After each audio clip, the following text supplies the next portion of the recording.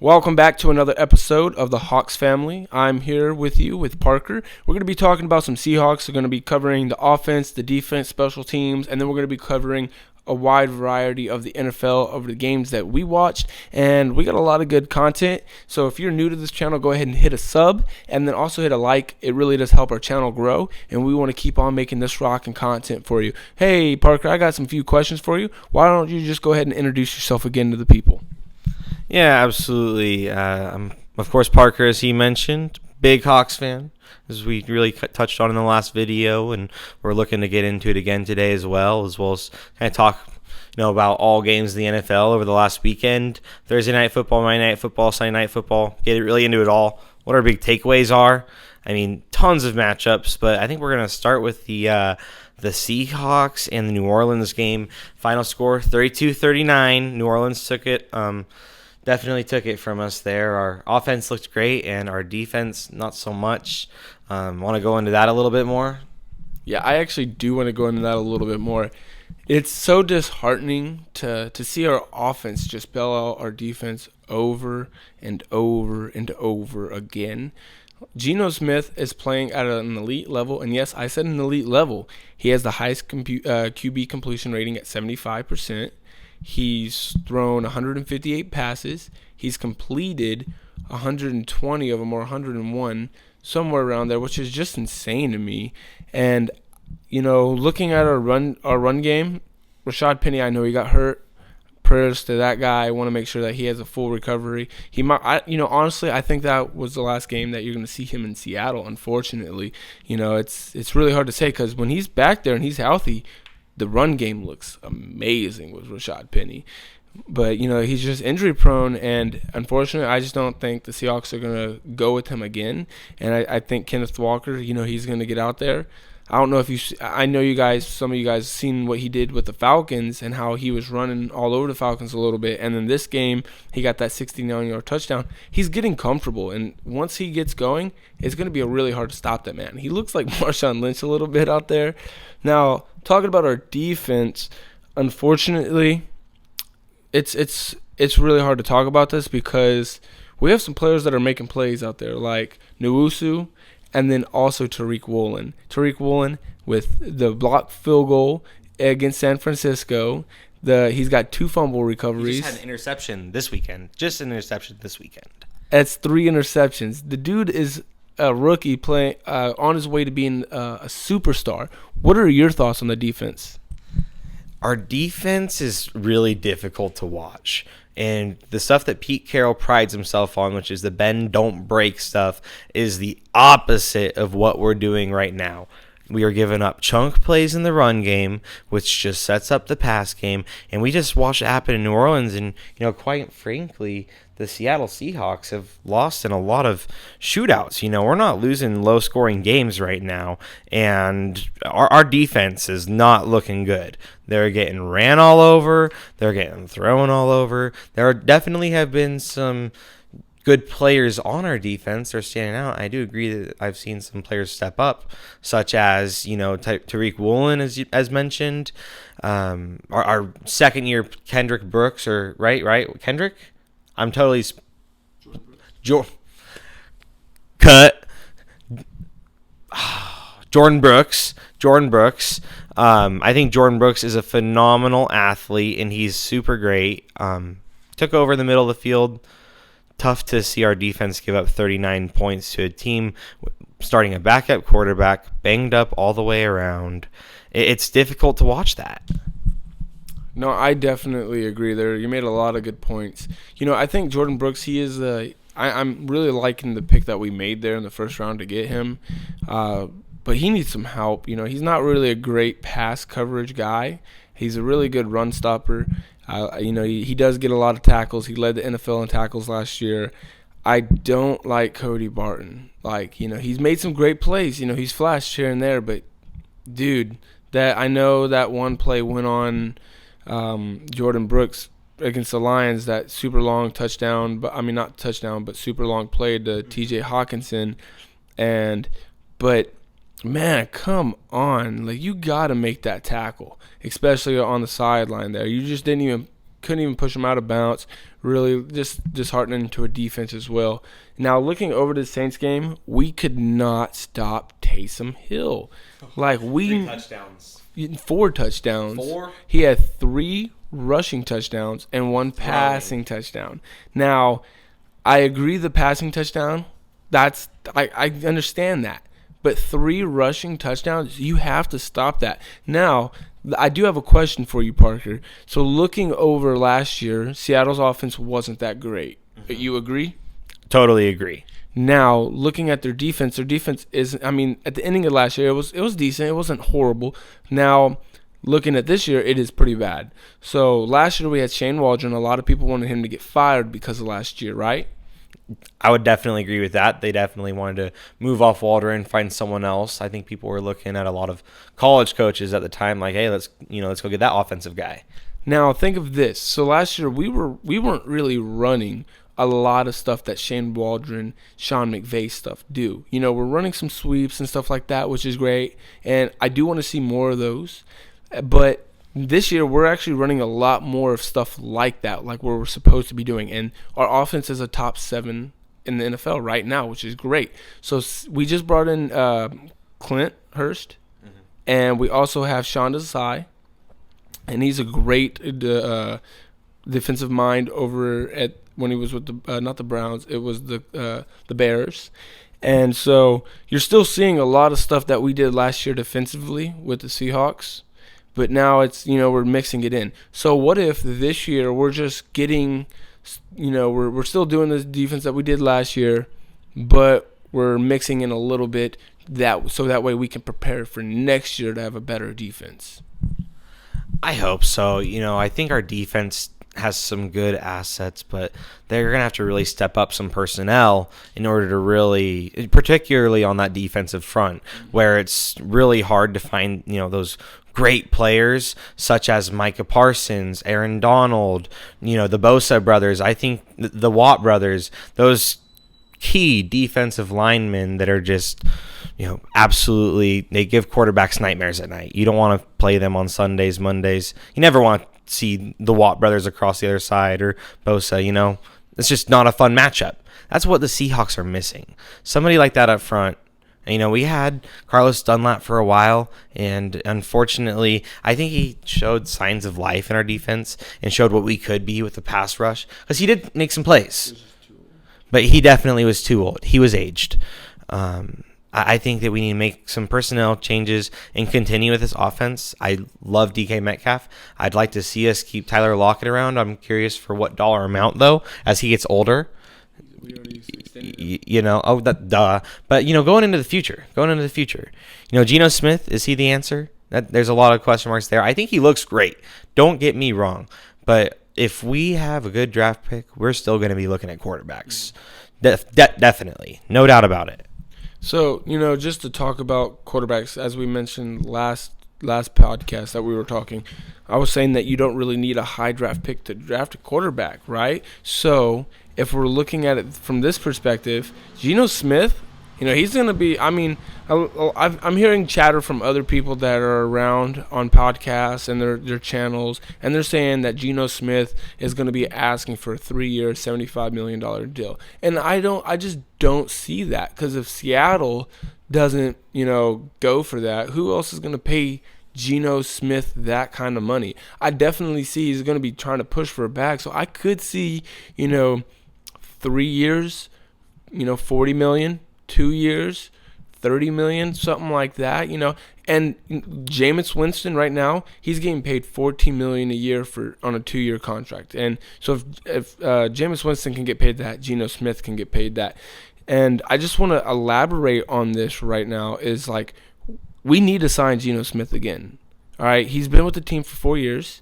Look how he's playing right now. In the last 2 seasons, when he was in last year, when Russell Wilson got hurt, he threw 5 touchdowns last year. He's thrown 9 touchdowns this year. 1 interception last year, 2 interceptions this year. So he's thrown 14 and 3 interceptions. That is absolutely crazy what he's doing. He's taking care of the football. He's not playing like he used to when he was in the Jets with the dumpster fire, when Rex Ryan was going out like that. So I see that we re-signed Geno, and we have him kind of mentor our future quarterback.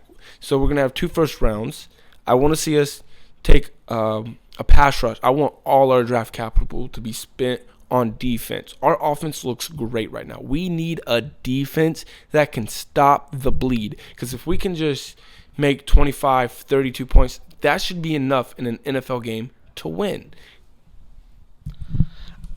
I couldn't agree with you more. I think everything you were saying right there was absolutely facts.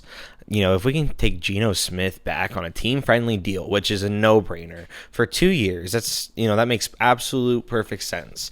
Take a quarterback, take a defensive lineman early. Don't waste any time there. That is what we need to do in order to succeed. That looks like the recipe for success in the NFL.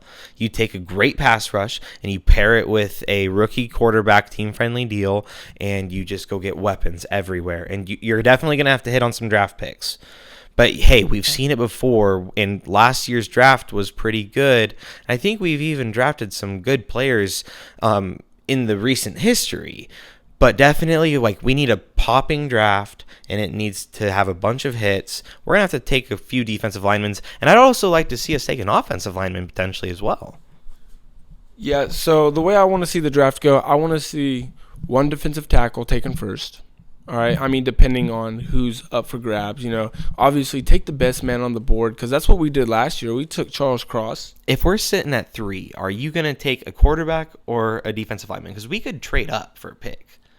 I'm definitely taking, if there's a defensive lineman that is he's scouting as a top 3, and there's a quarterback that's scouting at 9, I'm taking the defensive lineman all day, just because those guys, it's hard to get a good pass rush. The game is not won in the secondary, and the game is not won in the wide receivers. And yes, the quarterback position is a very, very tough position to play.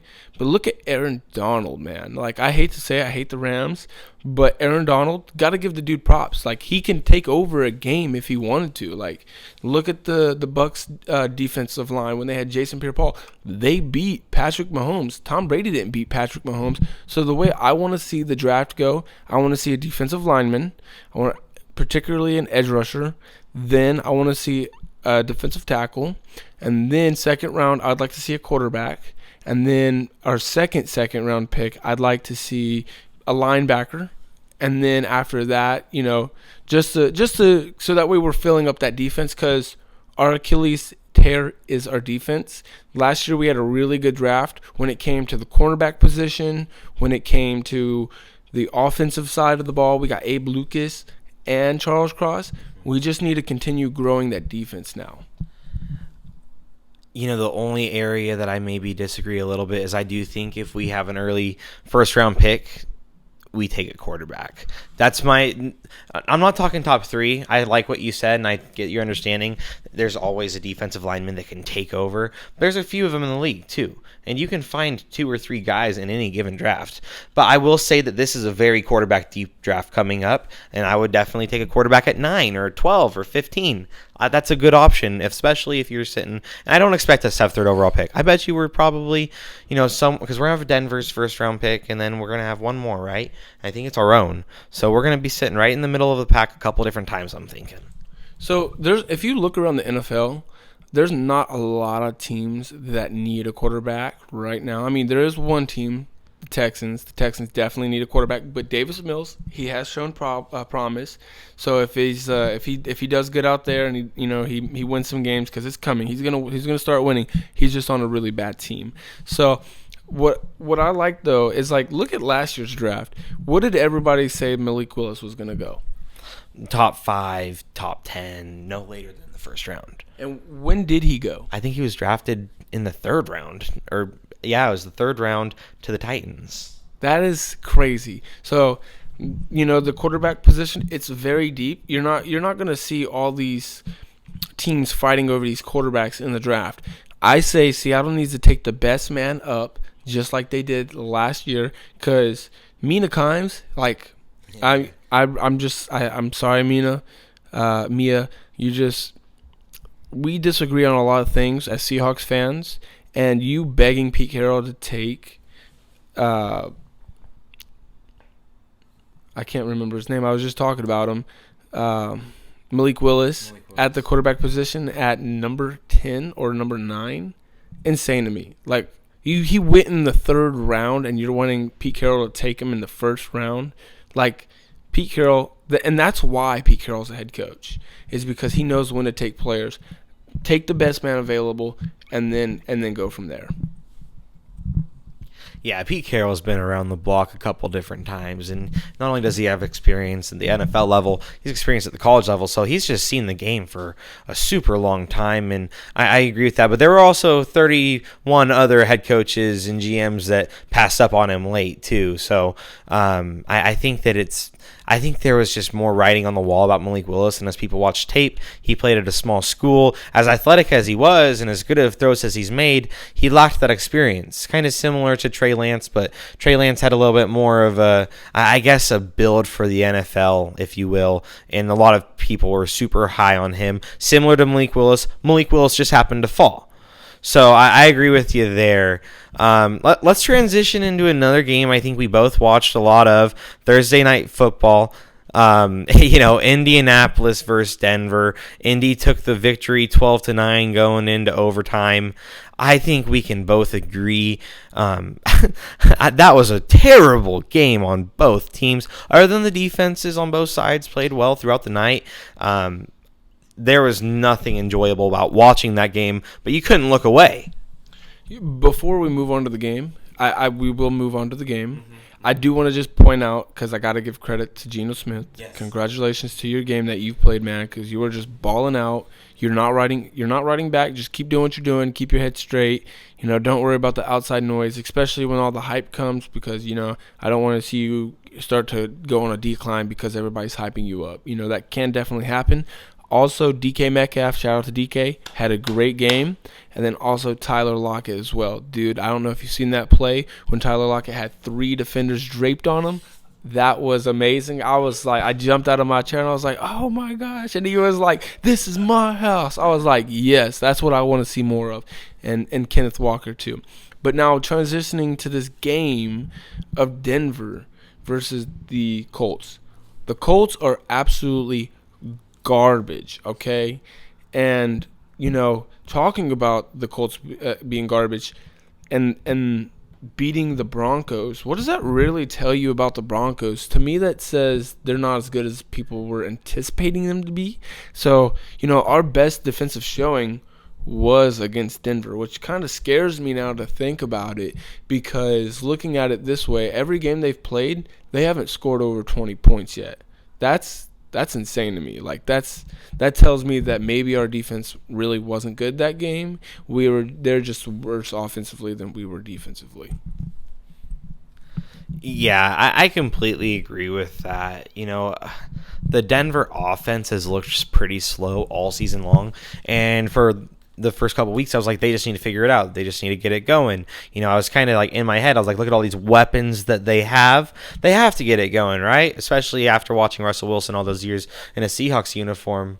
I think a lot of this does have to do with a little bit of his injury. Not all of it by any means at all, but it's playing a role in how he's throwing the football. There's no denying it, but he's toughening it out. I think that I read something about he had a minor procedure done, but he's going to be back and ready to play. So I'm not entirely sure what exactly procedure was, but I'm excited to see him put on the uniform and come out and fight. Yeah, so he actually had a torn lat, and that's in your shoulder. It's like right underneath your armpit right here. And I looking at it, a lot of this falls on Russell Wilson. He wanted to go to a team that he wasn't going to get. He wanted to have a good offensive line. He's been sacked 16 times or 18 times now. Their offensive line is no better than the Seahawks offensive line is right now. That's for sure. It's actually worse than what it is right now. Geno Smith has only been sacked 8 times. Russell Wilson has been sacked 16 times. And to me, looking at what he's put him, he's getting a lot of hate around the media, and it almost made me start feeling bad for the guy. But I had to remind myself that he forced this to happen, and he's got to be feeling some type of regret. He had a good thing, he broke it up. I mean, yes, the defense wasn't the greatest. It hasn't been the greatest since we lost the Super Bowl, but he did throw that pick. I hate to bring up bad memories. He wanted to get paid. You know who didn't forget? Sherman. Richard Sherman didn't forget. I don't know if you listened to that after game press conference. Sherman was triggered as he said verbatim, Run the ball! run the ball. He couldn't be any more clear. And the whole time I'm watching it, I'm like, jaw dropped. He's calling Russ out on Prime TV. This isn't even this is Prime, and he is just going in on Russell Wilson. If you know any history about the Seahawks team and how they lost the Super Bowl, and seeing the reaction by Richard Sherman, you could feel his pain in that press conference. Like, it was rough to watch for him. He's got to be thinking, run the ball. Yeah, so I totally agree. Now, looking at Russell Wilson's stats, he's 21 for 39, 274, 2 interceptions, 0 touchdown. That right there is just insane. So he has more interceptions than Geno Smith, and he has less touchdowns. So looking at Geno Smith over the year, he's 9-2. Russell Wilson, he's 4-3 on the touchdown to interception. Like, wow. It's just, who would have thought that Geno Smith would have been outplaying Russell Wilson at this point in time? And that game on Thursday night, we thought we were going to see an offensive juggernaut go in there and just absolutely smack the Colts. But looking at the Colts offense, they're not good at all. They don't have an offensive line. Matt Ryan was sacked 6 times. Like, wow. I wish our defense could even sack the quarterback 2 or 3 times, but let alone 6. And they're still losing. What are your thoughts on how well the defense has been playing for Denver and the offense is just not turning things around for them? Yeah, I mean, their defenses, they've been competitive in their games, and their wins have been ugly. So their defense is playing a massive role in any of their success they've had this season, and their offense is just kind of like barely keep them in these ball games. Some of them they're winning. This one they should have won, honestly. Like, there was multiple times they should have won this ball game. It was difficult to watch. I guess there was only one takeaway positive that I had this game from anything offensive, and it was on the Colts side of the ball. I know you said the Colts are terrible. As a Pat McAfee fan, a big Pat McAfee fan, I'm a big Colts fan as well. I've just kind of grown to like the team. I like Alec Pierce a lot. Alec Pierce is their second-round draft pick from last year's draft, and he's really connecting with Matty Ice Cold. That's what we'll call him. They had, I believe it was, 8 for 81, so 8 catches, 81 yards on basically the only thing positive out of anything offensive that game.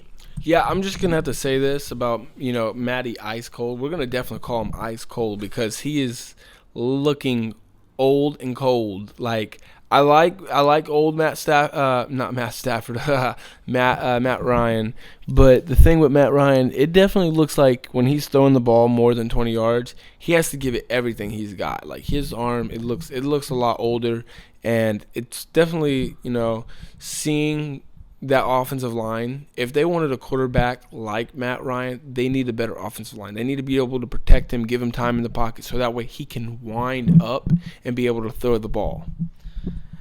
Now, they're missing Naheem Hines. Jonathan Taylor's been out. Do you think as those two backs begin to work back in, the run game gets going, the run block gets going? I mean, we're still talking about the Colts offensive line. I know that you have reservations. I think with Quentin Nelson and what they have around him, it's not terrible. Historically, they've been pretty good at setting run blocks, and then they can play off of play action after that and really get their offense going a little bit different. It's going to be different. I trust Frank Reich a little bit to get it going a little bit later on as the year goes. Matt Ryan will probably, I definitely agree. There's been a decline in Matt Ryan's play. He looks a little bit older. But with the offense running the ball more as their backfield gets healthier, we could look to see the Colts kind of turn up. And, honestly, I think that division's weak. They could still be the second best team in that division, or maybe even the best. The Titans are going to live by Henry, and they're going to die by Henry, because other than running the ball and athleticism, what's so different between Ryan Tannehill and Matt Ryan? No, that's Ryan Tannehill and Matt Ryan. So the difference there, Ryan Tannehill, he's a little bit younger. He does have a little bit more speed, agility. So I can see him, taking, he can get 10, 15 yards before getting smacked, or, he can, slide. But the difference is the arm. Definitely the arm. I feel like Matt Ryan, he could throw the ball still. He dink and duck his way down the field. But if it's coming down to like a 45-yard pass, 50-yard pass, and you need the pass delivered right then and there, I'm not gonna say Ryan Tannehill is like all glory, the best at throwing the ball. But he can deliver that ball a lot faster than Ryan Tannehill. The ball won't be so late. Yeah, and I think that's the difference is Ryan Tannehill is, I agree, much more athletic, much stronger thrower of the football. But Matt Ryan has the knowledge. He has a little bit more experience. He's a little bit more of a game manager, as you would call them. And I do like him on the football field when he's got the offense rolling and they have a run game and there's scheme involved. Now, I have a question for you. Would you rather have Matt Ryan, Ryan Tannehill, or Geno Smith leading the Seahawks right now? If I'm trying to win now, I want Ryan Tannehill. Wow. With the way that Geno Smith has been playing right now? I know that's probably crazy, especially watching the Seahawks play right now, because Geno Smith does have the offense looking good, and he looks good, and he's delivering the ball well. You were right earlier. He's taking care of the football. He's managing the offense well. He's got things rolling. I do still think I want Ryan Tannehill based on what I've seen over the last 4 or 5 years. So say that we had a defense like the Niners that was shutting people down, okay? Because props due to the Niners. They got a great defense. But say our defense was shutting people down like the Niners, and our offense was still scoring 32 to 48 points a game. Are you really taking Ryan Tannehill over Geno Smith?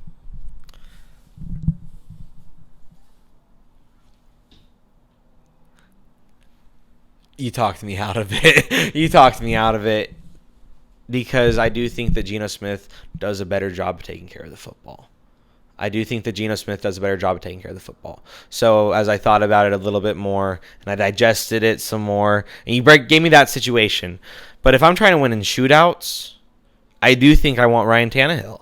But if I'm trying to win in shootouts, it might still be crazy because maybe Geno Smith, the way you win in shootouts is by taking care of the football. But you got to score points. You got to put points on the board. And Ryan Tannehill is going to chuck that ball, man. Yeah, no, I definitely agree, But you gotta know when to take your chances. And I think the reason that Geno Smith has been scoring so many points is because a lot of people, they think, oh, he's gonna dink and dunk. He's not really gonna take his chances down the field. But he doesn't, and they're gonna say, oh, he doesn't take that many opportunities. And it's great to not take that many opportunities because when you take your opportunity, you have a higher probability of success because it's so unpredictable of when that play is gonna come. So I don't know the statistics off of my head, but the exact numbers. But I know Russell Wilson when he was here in Seattle, and he was just launching that ball down the field. Great deep ball thrower, one of the best to do it. Best moon ball by far. But looking at it this way, Russell Wilson threw the ball way more down the field than Geno Smith. Now, Geno Smith has thrown the ball less, but when you're looking at the air yards on those deep balls, Russell Wilson had a measly half a yard more than Geno Smith when it comes to completing those deep balls. Yeah, I mean, the thing is with Russell Wilson, we've just seen him do it for so long that it's kind of just become normal to watch. And with Geno Smith, it's so new and foreign, and it's like, as I mentioned on the last podcast, and like I heard throughout this week, we haven't seen this level of production out of Geno Smith since he played at West Virginia. This is completely different than what we're used to seeing out of Geno Smith, who we've actually seen play in the NFL. It's not like he hasn't played before. He's gotten minutes in the league. He's not a new quarterback, and now he just is looking a little bit better than he has in the past. A lot better than the past. Much better. Much. He's arguably right now looking at borderline MVP play. Like, he looks I'm just saying right now, he has better completion percentage than anybody else in the league. It's almost by 6%. For those at home, I just absolutely threw myself back in the chair because I could not believe he said that. MVP play out of Geno Smith. Now, I love watching this man ball out, and he is a phenomenal quarterback. But when I look at teams in the league that are on top. And, I don't even have the Seahawks in the top 15 in the league, to be honest with you. I don't. There are so many teams with better MVP candidates. Now, I agree that they're not a top 10 team. I'm not disagreeing with you at all. See, you know what the difference between those top 10 teams and our team is? Is our team, it's probably in the 20 to 25 range. And that's not because of our offense, you cannot say it's not a top 10 offense. Because right now, when it comes to scoring points, they're number 7 in the league, which it's hard to score points in this league. The only thing that's holding us back is our defense. So that's why I say we're in that 20 to 25 range, is because if we had a good defense, we'd be in that 15 to 10 range. And then you have Geno Smith that is leading the NFL in some major statistics. So right now he's 11th, and he's above Derek Carr and Russell Wilson. He's 11th for passing yards. He's number 1 when it comes to percentage. He's 6% higher than anybody else, 75%, which is crazy. The next highest is like 69. And then you have the touchdown to interception ratio, which is great. He has 9 touchdowns to 2 interceptions. He also has 2 rushing touchdowns, or it's 1 rushing touchdown, something like that. So he's taking care of the ball.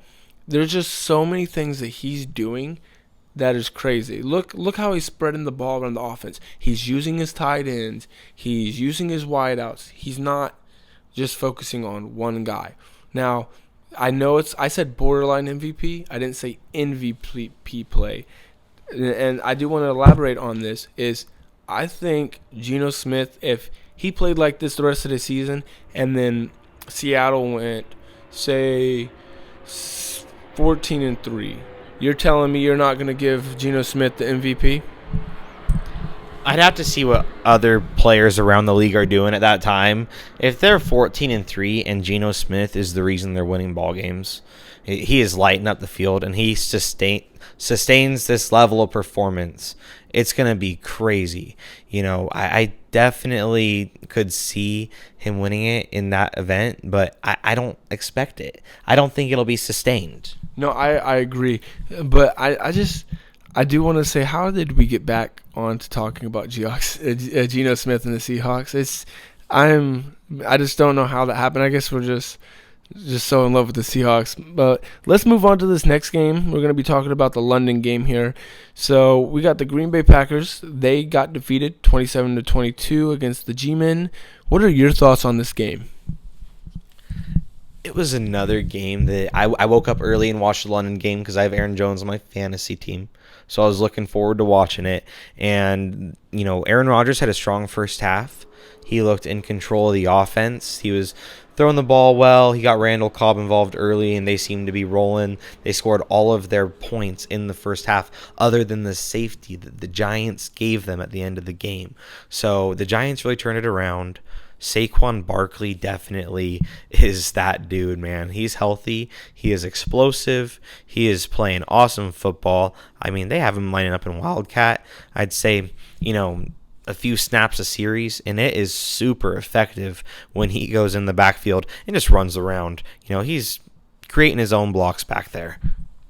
Yeah, I agree. Before we move on here, too, I just want to say that the Green Bay Packers, man, Aaron Rodgers, he's the bad man, but they need to get him some help. They need OBJ, like, for real.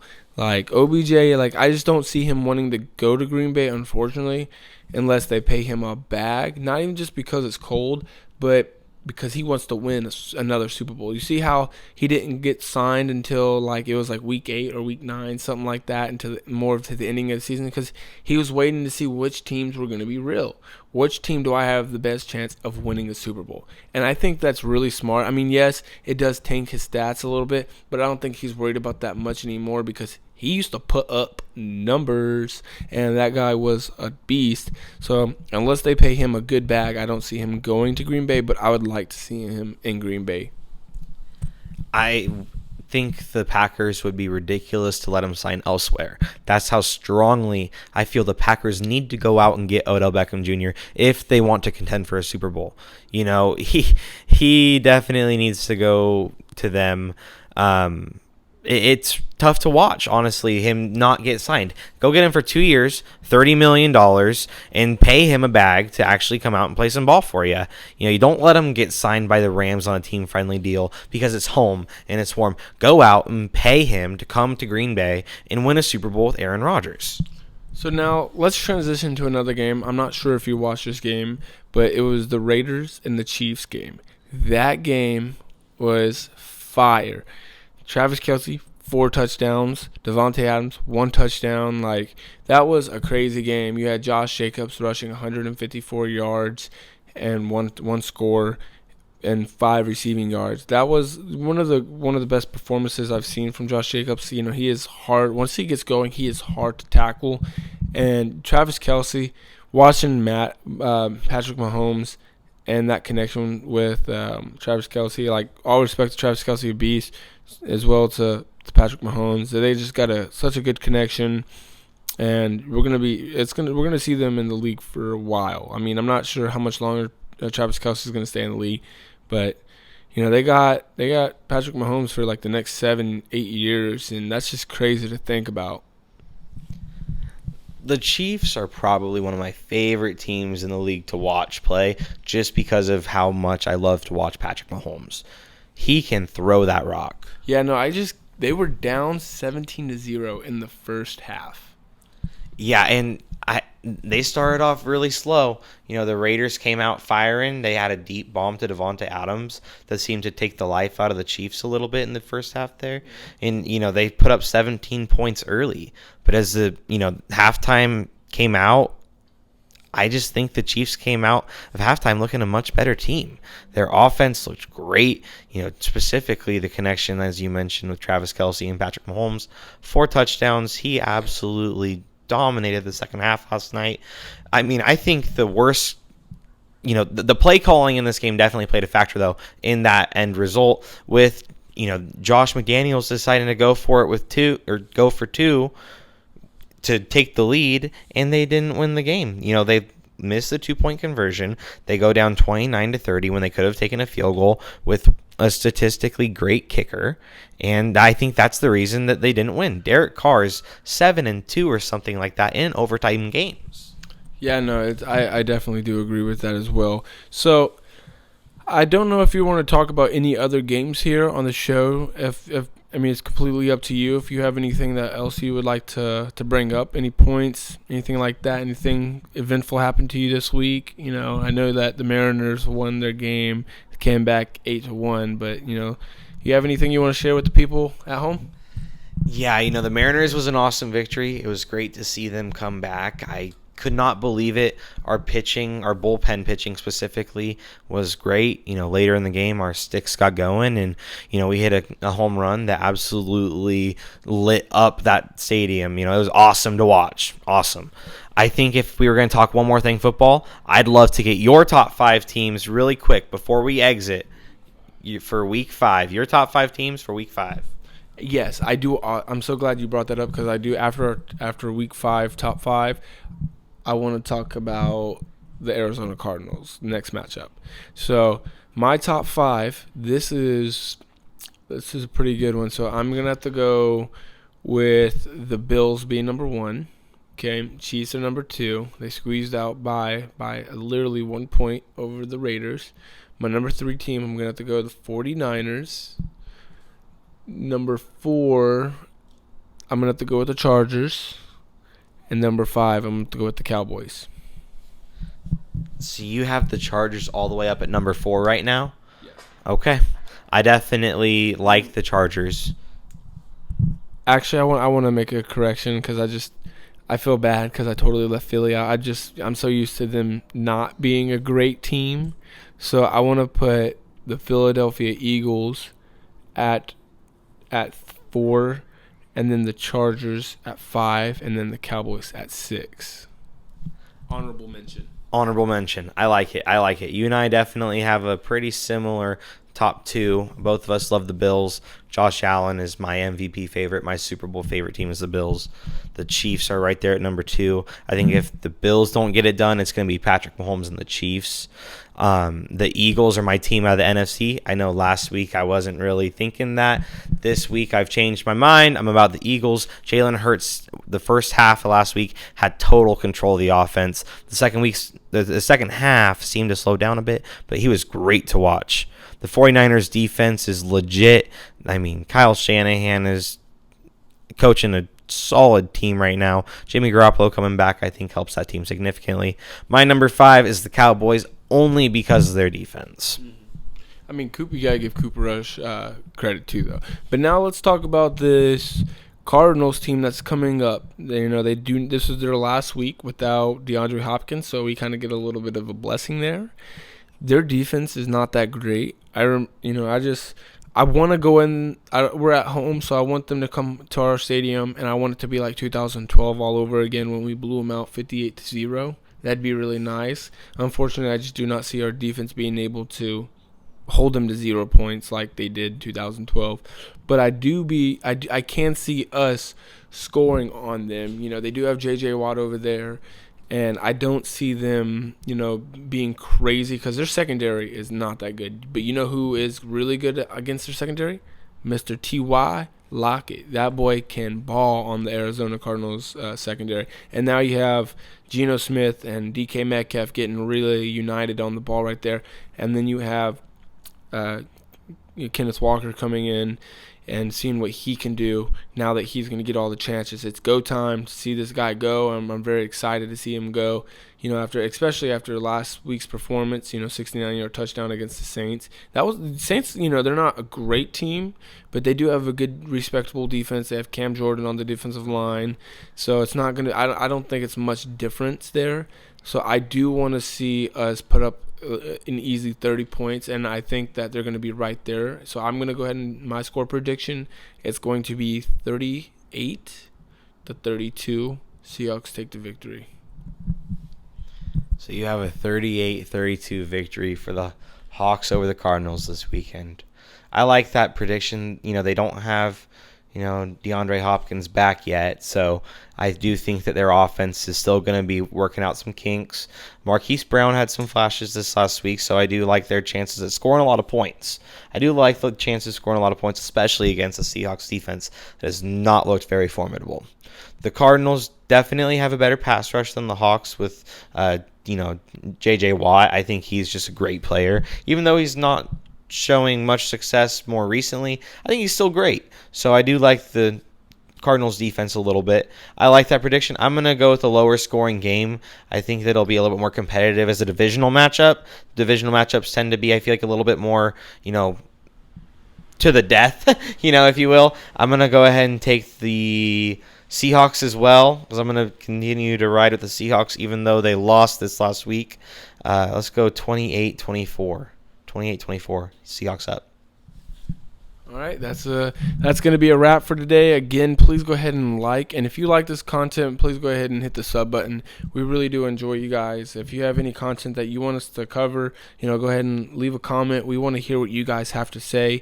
Any tips, tricks, maybe something we can improve on. Leave a comment. We're going to respond to you guys. We're here for you, and go Hawks.